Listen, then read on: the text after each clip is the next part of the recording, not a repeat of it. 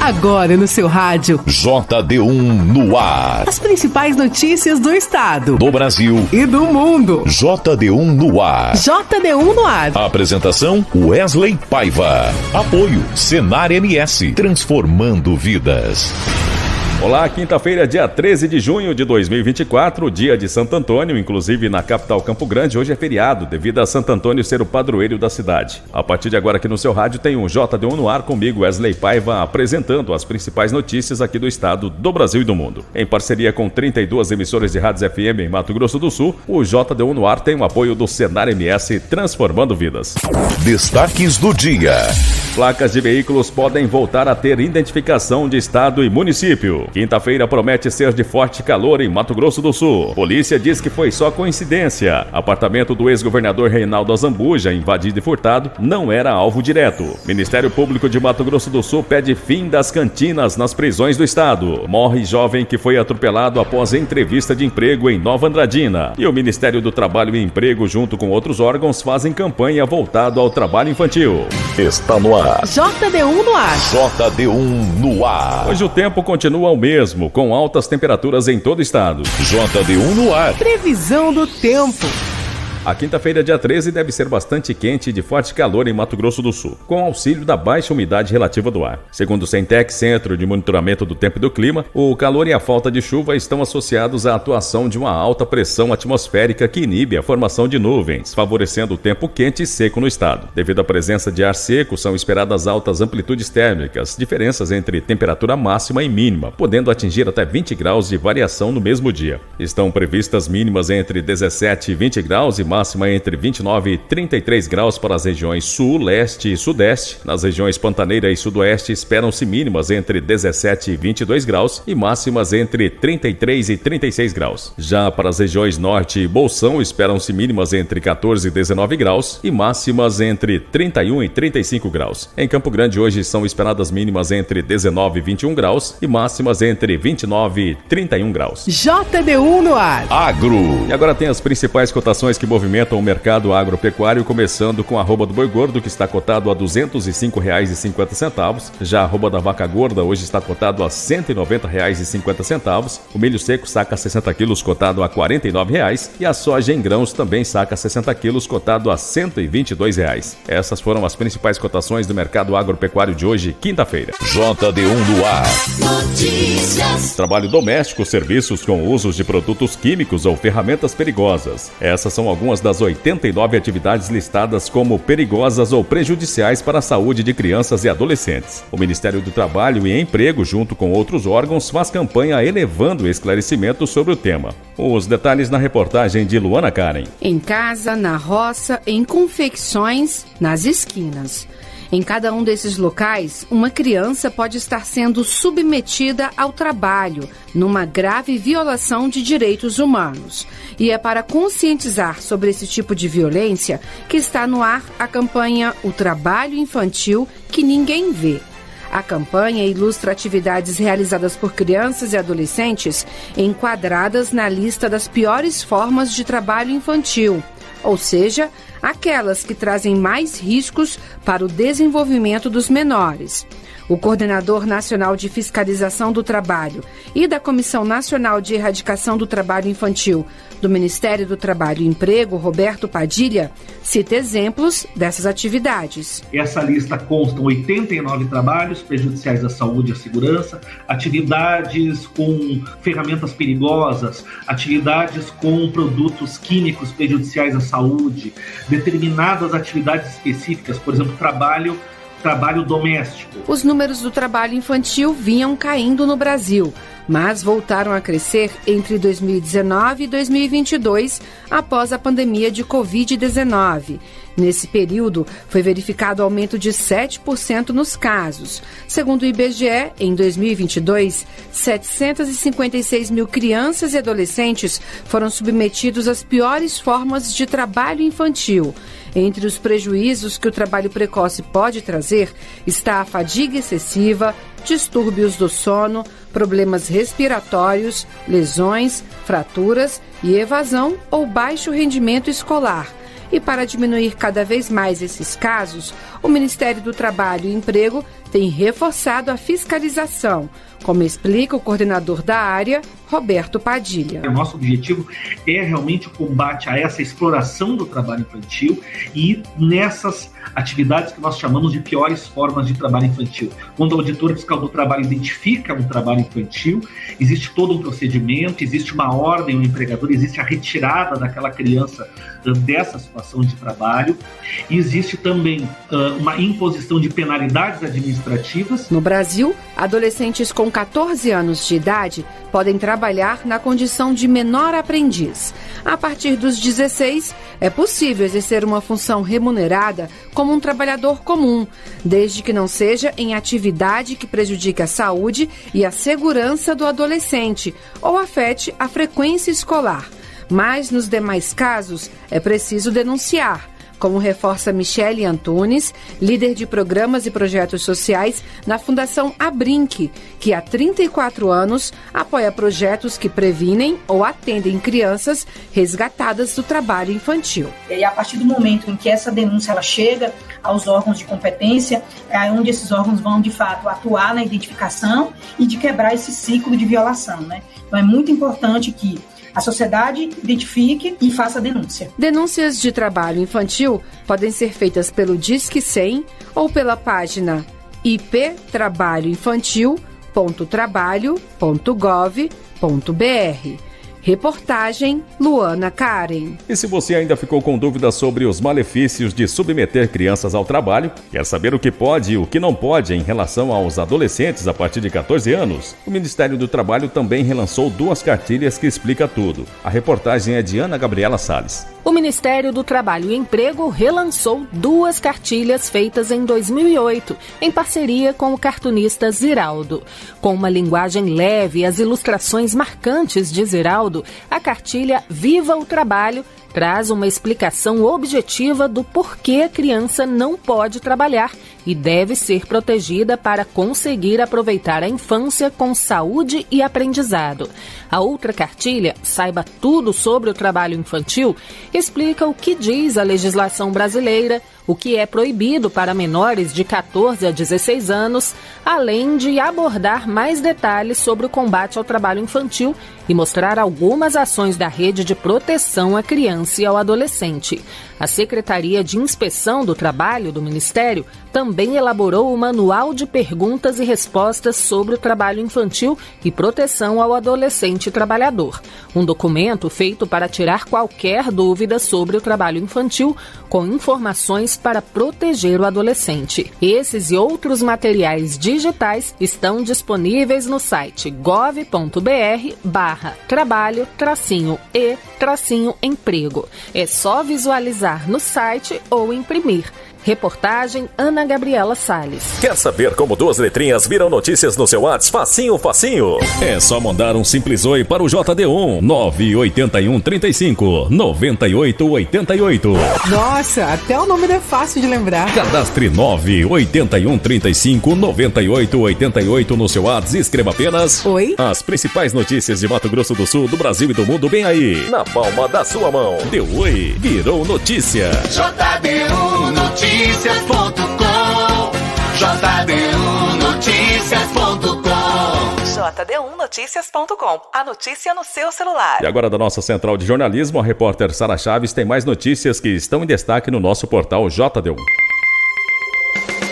Olá, ouvintes do JD1 no ar. O Garras elucidou o furto ocorrido no último domingo, dia 9 de junho, na casa do ex-governador de Mato Grosso do Sul, Reinaldo Azambuja. A investigação descartou que Azambuja vinha sendo monitorado pelos ladrões, pois se trata de uma quadrilha especializada em furtos de apartamentos e, de acordo com Garras, o crime não foi direcionado ao apartamento do ex-governador especificamente. Os criminosos são pessoas bem vestidas, de boa aparência, que se aproveitam de falhas na logística dos prédios para então efetuar o furto. Diante da dinâmica do crime, a polícia desconfiava de que a quadrilha que furtou a casa do ex-governador não era de Mato Grosso do Sul. Eles foram localizados na cidade de São Paulo, sendo necessário acionar a polícia do estado paulista. Eles foram detidos ainda com alguns objetos furtados na casa de Reinaldo Azambuja, como relógios e joias. Os 3 suspeitos foram trazidos para Campo Grande após o juiz conceder a prisão preventiva, onde ficarão à disposição da justiça e devem responder por furto qualificado e organização criminosa. E o jovem Christopher Tavares Flores, de 18 anos, que noticiamos ter se acidentado enquanto saía de uma entrevista de emprego na segunda-feira em Nova Andradina, faleceu na tarde de ontem no Hospital da Vida, em Dourados. O rapaz foi atropelado por um caminhão enquanto estava em sua bicicleta elétrica saindo de uma entrevista de emprego e atravessava a BR-376 no perímetro urbano de Nova Andradina. Com a força do impacto da colisão, o jovem sofreu múltiplas fraturas e diversos ferimentos. Ele havia sido levado ao Hospital Regional de Nova Andradina, mas devido à gravidade dos ferimentos, precisou ser transferido para o Hospital da Vida em Dourados, onde acabou falecendo por morte encefálica. O Grupo de Atuação Especial de Execução Penal do Ministério Público de Mato Grosso do Sul quer o encerramento das cantinas nas unidades prisionais do estado. A unidade do Ministério Público enviou uma recomendação para a Agência Estadual de Administração do Sistema Penitenciário e a Secretaria de Estado de Justiça e Segurança Pública, instruindo os órgãos a tomarem medidas imediatas para interromper a expansão das cantinas e fechar as já existentes, proibindo a venda de produtos e outros itens. Segundo o Ministério Público, a existência dessas cantinas ao longo dos anos tem sido um grande problema, pois força a família a sustentar o preso. E ainda segundo o documento da 50ª Promotoria, as organizações criminosas se beneficiam das cantinas nas prisões, ganhando poder e influência. A AGPEM e a Secretaria de Segurança de Mato Grosso do Sul têm 30 dias para responder por escrito sobre o cumprimento das medidas solicitadas pelo Ministério Público. Sara Chaves para o JD1 no ar. Você está ouvindo? JD1 no ar. Apoio Senar MS, transformando vidas. Agora aqui no JD1 no ar tem um informativo diário do Senar MS. O Portal de Educação à Distância é um espaço dedicado à formação e qualificação de homens e mulheres que atuam no campo. Através da modalidade online de ensino, é possível ampliar a oportunidade de levar conhecimento e inovação às atividades do agro, além de contribuir com o aumento de renda e qualidade de vida das propriedades rurais sul-matogrossenses. Para facilitar o processo de aprendizado à distância, o aluno matriculado recebe acesso a materiais didáticos de diferentes formatos, como cartilhas, videoaulas e apostilas, onde pode participar de grupos de conhecimento e muito mais. Todas as informações você confere em ead.senarms.org.br. JD1 no ar. Apoio Senar MS, transformando vidas. As placas de veículos no novo formato do Mercosul deverão incluir informações sobre o município, a sigla e a bandeira do estado de registro. Pois é, um projeto de lei nesse sentido foi aprovado na Comissão de Constituição e Justiça e, se não houver recurso para a votação no plenário do Senado, vai seguir para a Câmara dos Deputados. A reportagem é de Bruno Lourenço. A Comissão de Constituição e Justiça aprovou a volta da identificação do município e do estado nas placas dos veículos. O relator Marcos Rogério, do PL de Rondônia, diz que o pleito teve o apoio, inclusive, da área de segurança pública. Para que as autoridades de trânsito e de segurança pública consigam identificar com facilidade a origem de um veículo em situações como infrações de trânsito, roubos, furtos e outros crimes relacionados ao veículo. O autor do projeto, Esperidião Amin, do Progressistas de Santa Catarina, ressaltou que a medida não acarretará a troca das placas atuais e ponderou que o Brasil, do tamanho que é, merece uma identificação mais detalhada. Não vai ter ônus, ninguém vai ter que trocar a placa, nunca. Como não tive que trocar a placa do meu carro, que ainda tem a identificação, a placa cinza. Além do município, o projeto diz ainda que a placa deverá exibir a informação e a bandeira do estado onde o veículo está registrado. JD1 no ar. Esporte. E agora aqui para o JD1 no ar, o Dinho Almeida traz as últimas notícias esportivas.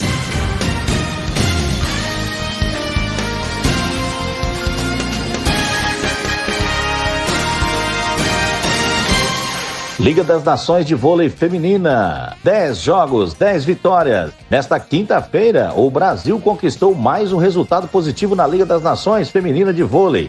Bateu a Alemanha por 3-7-1 com parciais de 25-20, 25-22, 21-25 e 26-24.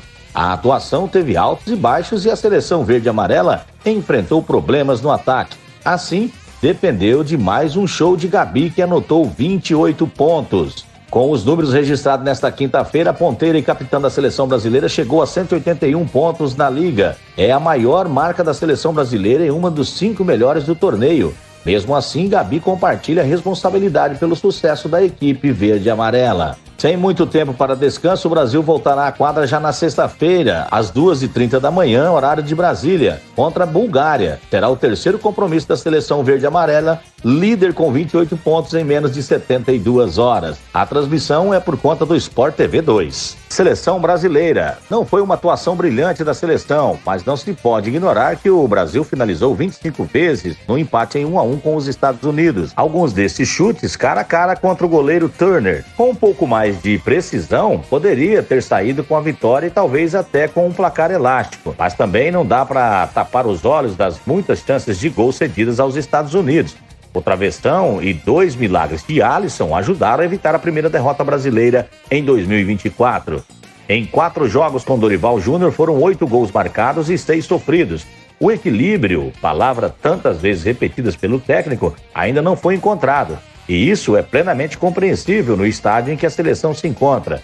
Após utilizar uma equipe B contra o México, o treinador voltou com seus principais jogadores para enfrentar os Estados Unidos e armou um ataque móvel, o mesmo dos amistosos contra a Inglaterra e Espanha em março. A seleção também ainda tenta se encontrar sem uma referência na área e não será surpresa se Dorival decidir utilizar um camisa 9 daqui a 11 dias na estreia da Copa América contra Costa Rica. Por mais que pregue paciência e cuidado com o Endrick, é inegável a melhora da equipe com o camisa 9. O Brasil sai dos amistosos com dúvidas, mas também com alternativas. Douglas Luiz, Andrés Pereira e Sabinho talvez sejam as melhores novidades. Também há disputa na lateral esquerda, assim como pelo posto de parceiro de Marquinhos na zaga. Dorival terá preciosos 12 dias até a estreia da Copa América para resolver essas outras questões. A rodada de número 8 do Campeonato Brasileiro tem a sequência hoje. A partir das 18 horas, horário de Mato Grosso do Sul, o Cruzeiro recebe o Cuiabá no Mineirão. No Heriberto Russo, o Internacional recebe o São Paulo. No Maracanã, o Flamengo recebe o Grêmio. Na Liga Arena, o Atlético Paranaense recebe o Criciúma. Na Arena Fonte Nova, o Bahia enfrenta o Fortaleza. E no Allianz Parque, o Palmeiras recebe o Vasco da Gama às 20h30. NBA. O Boston Celtics está a uma vitória de conquistar o seu 18º título da NBA. A equipe celta venceu o Dallas Mavericks no jogo 3 das finais por 106-99, com o terceiro quarto dominante. O time do Celtics soube lidar com a pressão de jogar fora de casa. Pelo lado do Mavericks, Luka Doncic entregou um jogo de extremos, teve 27 pontos, mas foi ejetado na reta final pela primeira vez na carreira. O cestinha da partida foi Kyrie Irving, com 35 pontos. O australiano, que não tinha se saído bem nos primeiros jogos, assumiu a liderança do time principal após a expulsão de Doncic. Pelo lado do Celtics, a noite da dupla foi Jason Tatum e Jaylen Brown. Os dois somaram 61 dos 106 pontos do Boston. O Boston teve 46,3% de aproveitamento nos arremessos de quadra e 37% nas bolas de 3. O Dallas ficou um pouco abaixo com 44,2% das cestas convertidas e 36% do perímetro. No entanto, os coadjuvantes de Dallas não conseguiram produzir o esperado. Tirando Doncic e Curry, o resto do time do Dallas teve apenas 37 pontos no jogo. Na história da NBA, nunca um time reverteu 3-0. Para seguir vivo nas finais, o Dallas Mavericks tem que vencer a próxima partida em casa. O jogo será na próxima sexta-feira, às 20h30, horário de Mato Grosso do Sul. Eu sou o Dininho Almeida e esses foram os destaques esportivos do JD1 no ar. JD1 no ar, direto de Brasília. A Câmara analisa proteção para famílias vítimas de emergências climáticas e de saúde. A reportagem é de Luiz Cláudio Canuto. A Comissão de Finanças e Tributação aprovou projeto que cria o Serviço de Proteção e Atendimento Especializado a Famílias e Indivíduos em Situação de Emergência Social. O projeto acrescenta um artigo à Lei Orgânica da Assistência Social, de 93, e prevê apoio, orientação e acompanhamento a famílias e indivíduos com direitos fragilizados por motivo de situações imprevistas urgentes, como, por exemplo, desastres, surtos, epidemias e pandemias, os movimentos migratórios provocados por motivos ambientais, econômicos e até conflitos armados, e crises econômicas que prejudiquem acesso ao que é essencial. Um exemplo de tragédia que provoca a migração é rompimento de barragem. Segundo o estudo da Fiocruz, Fundação Oswaldo Cruz, em parceria com o MAB, Movimento dos Atingidos por Barragens, mais de 4 milhões de pessoas foram atingidas por construções e rompimentos de barragens no Brasil nos últimos 80 anos. A relatora, a deputada Laura Carneiro, do PSD do Rio de Janeiro, apresentou uma nova versão ao texto aprovado na Comissão de Seguridade Social e Família, para incorporar sugestões da Secretaria Especial de Desenvolvimento Social do Governo Federal e se referiu a eventos recentes, como a tragédia no Rio Grande do Sul. Um projeto que trata exatamente de desastres, calamidades, movimentos migratórios, surtos, crises, ou seja, esse é o projeto do momento, infelizmente. A deputada incorporou à proposta uma definição conceitual de salvaguardas sociais, que são ações extraordinárias para prevenir e minimizar riscos com a preparação do Sistema Único de Assistência Social para enfrentar situações de emergência social.